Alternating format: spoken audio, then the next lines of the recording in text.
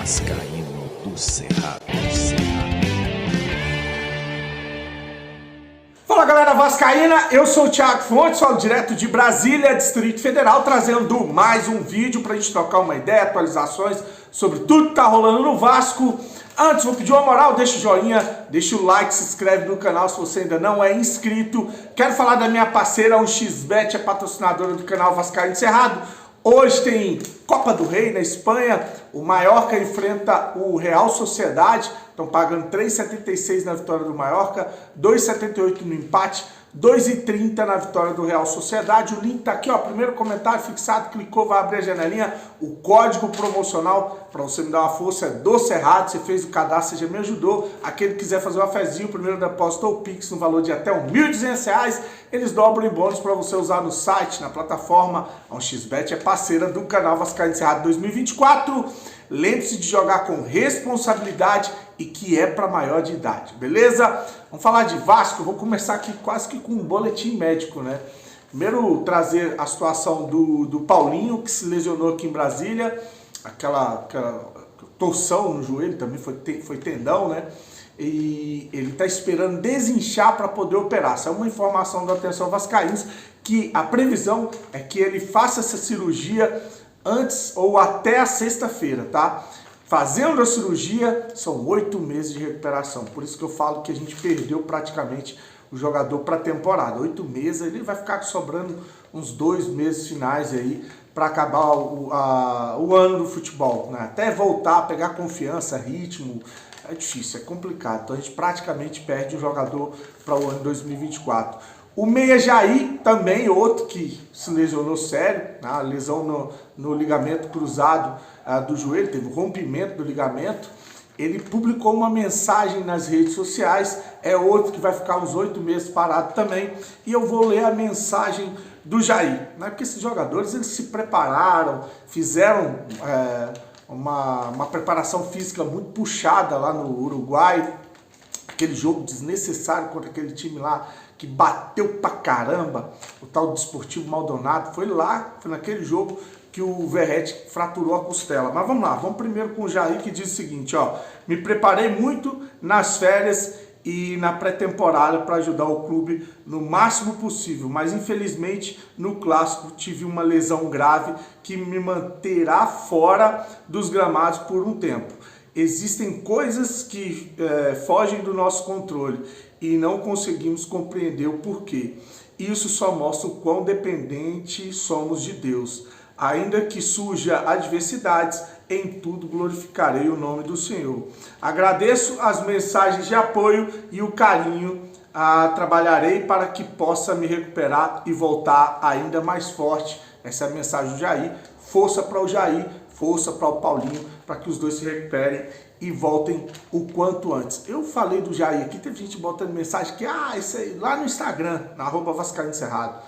Isso aí não conta não, isso aí já nem é desfalque, é reforço. Cara, em um elenco que a gente não tem peças, limitadíssimo, se a gente tivesse um elenco do Flamengo, do Palmeiras, do Fluminense, eu podia até pensar dessa maneira.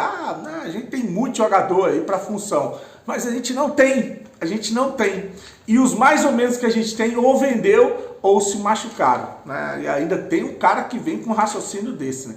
Aí é legal, agora vamos lá, beleza, bacana, não precisa do Jair não. Agora a gente vai jogar com o De Luca, pra você ficar xingando nos finais de semana, dizendo que a gente não tem jogador para jogar no meio de campo. Tá aí, né? Então, para o elenco sim faz falta, tanto o Paulinho quanto o Jair. E o Marlon Gomes, que fraturou também a perna. Esse é outro, mas também foi vendido, não ia jogar mais no Vasco. Outro que publicou mensagem nas redes sociais falando sobre a fratura na costela é o atacante Pablo Verratti. Eu vou ler aqui, vamos abrir aspas para o que o Verratti escreveu, né? Tem meio que um desabafo que ele fala, ó: no segundo amistoso da pré-temporada sofri uma pancada na costela direita.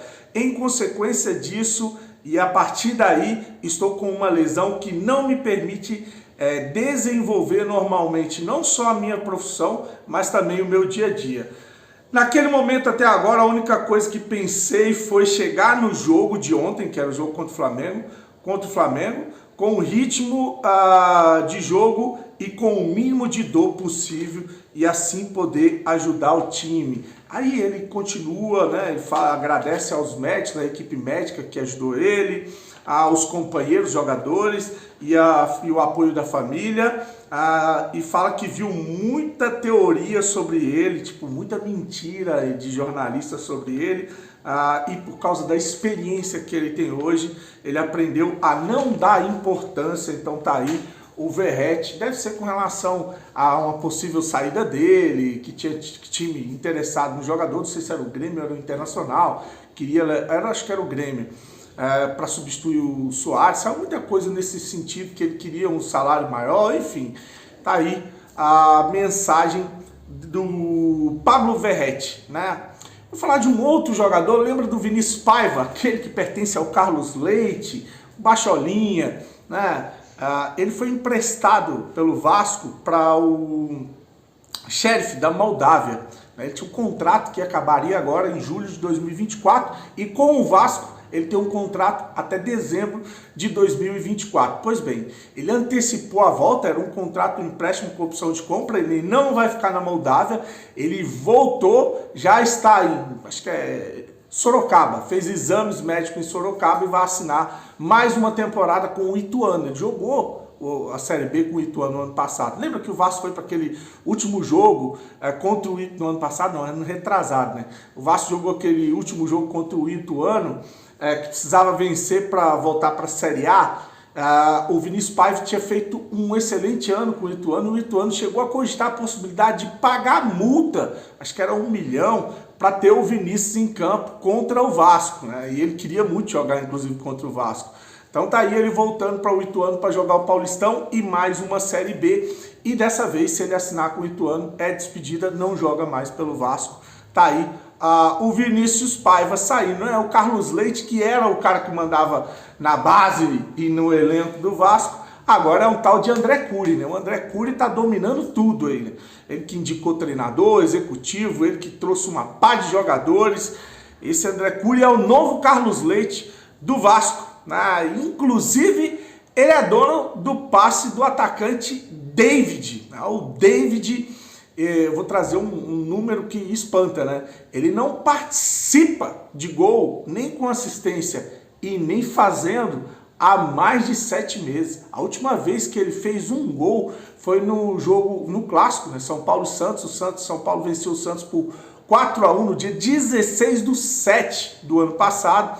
E ele fez um gol no segundo tempo. Foi a última vez que ele participou de um gol. De lá para cá são 20 jogos sem sequer dar um passe para gol. Alguma coisa que justifique a contratação desse jogador, e diz que o Alexandre Matos, o Alexandre Matos, quando contratou ele, falou que tentou levar ele para 3 times, só que os times não quiseram, né? Por motivos óbvios, não só pela deficiência técnica, como pelo momento do jogador. Eu lembro quando ele saiu do Internacional para ir para o São Paulo, a torcida do São Paulo ficou revoltada. Então, o Vasco vai lá e busca um refúgio que não é que não marca gol, que não participa de um gol há mais de 20 jogos, há 7 meses.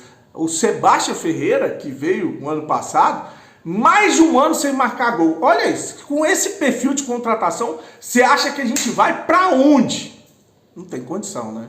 E falar em perfil de contratação, para finalizar, uma última informação do jornalista Joel Silva com o Vasco e o atacante do Internacional, Pedro Henrique. Está tudo certo. Só falta agora alinhar com o Internacional, porque ele tem um contrato com o Inter até o ano que vem, ele tem 33 anos e o Inter pagou cerca de 5 milhões para um time da Turquia para trazer o Pedro Henrique, e ele quer uma compensação financeira, quer que o Vasco pague uma grana para poder liberar o Pedro Henrique. Não sei se vem de forma definitiva ou se vem por empréstimo, não sei qual é o acordo que vão fazer, mas entre o jogador e o Vasco, a base salarial, né, o tempo de contrato, já está tudo amarrado, já está tudo firmado. Provavelmente a gente vai ter o Pedro Henrique no Vasco da Gama. Curte, se inscreve no canal, vai lá no Instagram, segue que eu estou sempre publicando notícias lá também, @vascaíno Cerrado. Um grande abraço, tamo junto, fique com Deus, saudações vascaínas.